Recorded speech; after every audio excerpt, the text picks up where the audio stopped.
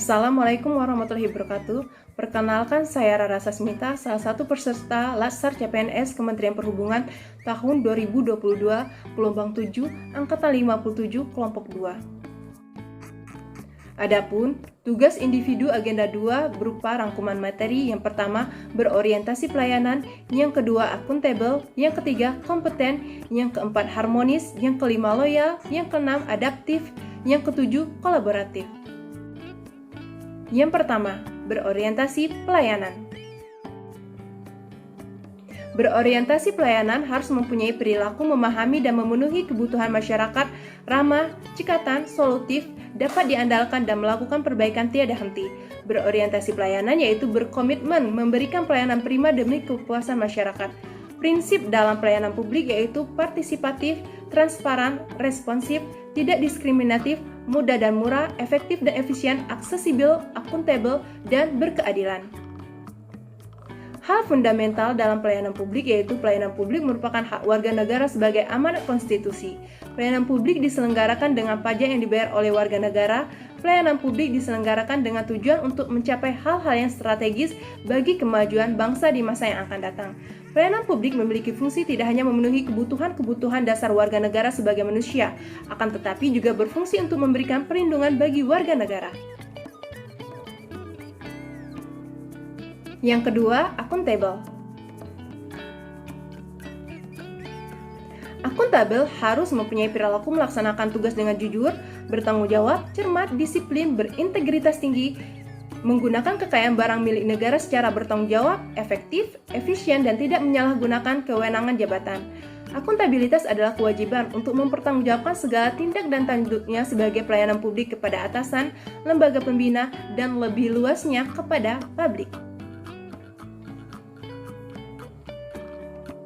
Aspek-aspek akuntabilitas yaitu akuntabilitas adalah sebuah hubungan, akuntabilitas berorientasi pada hasil, akuntabilitas memudahkan adanya laporan, dan akuntabilitas memperbaiki kinerja. Akuntabilitas publik memiliki 3 fungsi utama yaitu yang pertama menyediakan kontrol demokratis, yang kedua untuk mencegah korupsi dan penyalahgunaan kekuasaan, dan yang ketiga untuk meningkatkan efisien dan efektivitas. Tingkat akuntabilitas yaitu akuntabilitas personal, akuntabilitas individu, akuntabilitas kelompok, akuntabilitas organisasi, dan akuntabilitas stakeholder. Materi yang ketiga yaitu kompeten. Kompeten harus mempunyai perilaku meningkatkan kompetensi diri untuk menjawab tantangan yang selalu berubah, membantu orang lain belajar dan melaksanakan tugas dengan kualitas terbaik. Meningkatkan kompetensi diri yaitu merubah mindset, mengembangkan mandiri secara hutagogik atau net-centric berbasis sumber pembelajaran utama dari internet, memanfaatkan sumber keahlian pakar atau konsultan yang mungkin dimiliki oleh unit kerja atau instansi tempat bekerja atau tempat lainnya. Selanjutnya, melakukan jejaring formal atau informal yang mengatur diri sendiri dalam interaksi dengan pegawai lain dalam atau luar organisasi. Membantu orang lain belajar yaitu aktif dalam pasar pengetahuan atau forum terbuka, memanfaatkan dokumen kerja seperti laporan kerja, materi presentasi, artikel, dan memasukkannya ke dalam repositori di mana ia dapat dengan mudah disimpan dan diambil. Aktif mengakses dan mentransfer pengetahuan dalam bentuk melibatkan dalam jejaring ahli, mendokumentasikan pengalaman pengetahuan, dan menuliskan pengetahuan bersumber dari refleksi pengalaman. Sosialisasi informal seperti morning tea atau coffee seringkali menjadi ajang transfer pengetahuan. Melaksanakan tugas terbaik yaitu yang pertama pengetahuan menjadi karya, yang kedua makna hidup dan bekerja yang baik, dan yang ketiga tipikal individu semangat berkarya.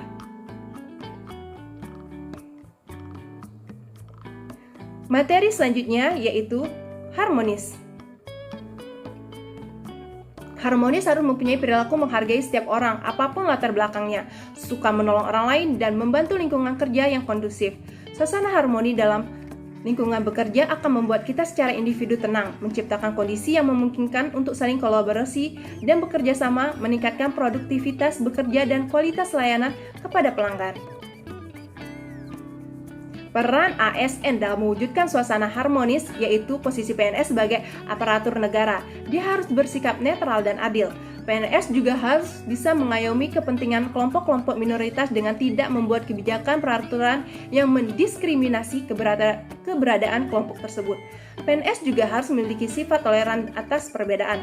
Dalam melaksanakan tugas dan kewajiban, PNS juga harus memiliki suka menolong baik kepada pengguna layanan, juga membantu kolega PNS lainnya yang membutuhkan pertolongan. PNS menjadi figur dan teladan di lingkungan masyarakatnya.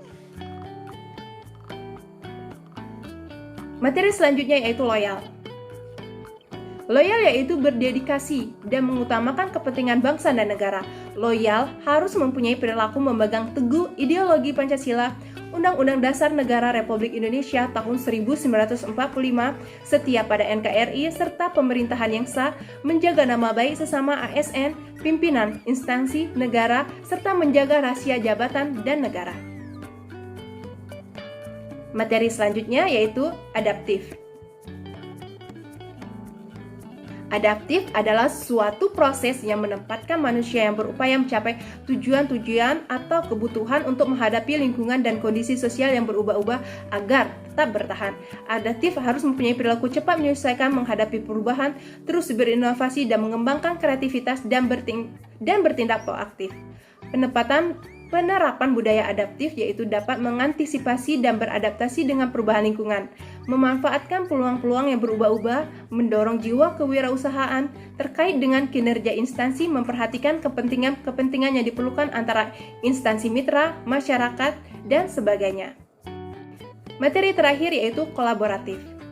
Kolaboratif harus mempunyai perilaku memberi kesempatan kepada berbagai pihak untuk berkontribusi, terbuka dalam bekerja sama untuk menghasilkan nilai tambah, serta menggerakkan pemanfaatan berbagai sumber daya untuk tujuan bersama.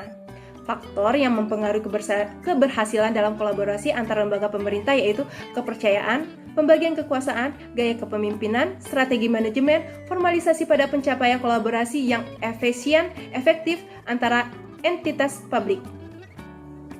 Faktor yang dapat menghambat kolaborasi antar organisasi pemerintah yaitu ketidakjelasan batasan masalah karena perbedaan pemahaman dalam kesepakatan kolaborasi serta dasar hukum kolaborasi yang juga tidak jelas.